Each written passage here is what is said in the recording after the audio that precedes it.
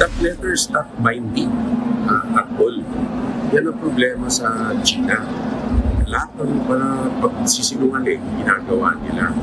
Walang bisa ang inilathalang dokumento ng Chinese Embassy sa Maynila na nagsasaad na isinuko na umano ng Pilipinas ang Bajo de Masinloc.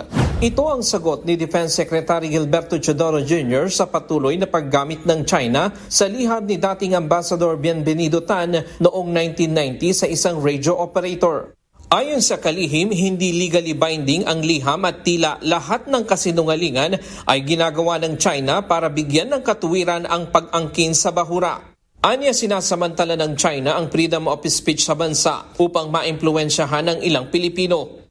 Yung pagbanat nila sa mga government officials, gawa na meron tayong freedom of speech na hindi ginagalang sa kanilang bansa. Ito, sa tingin ko, ang pakay dito ay umakit ng Pilipino kasi ang problema nila, kinakausap nila ang sarili nilang mga kababayan upang ipakita na malakas sila.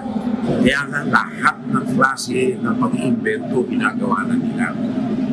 Kasi ito yung extension of internal internet. Nauna ng sinagot ni Rear Admiral G. Tariela, tagapagsalita ng Philippine Coast Guard sa isyu ng West Philippine Sea ang usapin. Tinawag niya na misleading at sadyang pagbaluktot ng katotohanan ang ginagawa ng China. Ang Department of Foreign Affairs naglabas na rin ng pahayag at sinabing mali at nakaliligaw ang pahayag ng Chinese Embassy. Mariinam ang itinanggi ng kalihim ang umano'y planong kudeta laban sa administrasyon ni Pangulong Ferdinand Marcos Jr. Hamon ni Secretary Teodoro sa grupo ng mga retiradong military officials magsampa ng formal na reklamo kung mayroon silang ebidensya.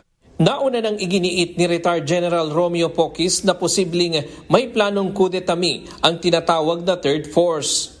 Wala. As responsible citizens, why don't they execute the proper affidavit and file it with the law enforcement and prosecutorial officials so it can be investigated properly? Kung meron talagang ebidensya. Ryan Lacanlale, UNTV News and Rescue. Diyos ang aming sandigan, serbisyo publiko ang aming pinahahalagahan.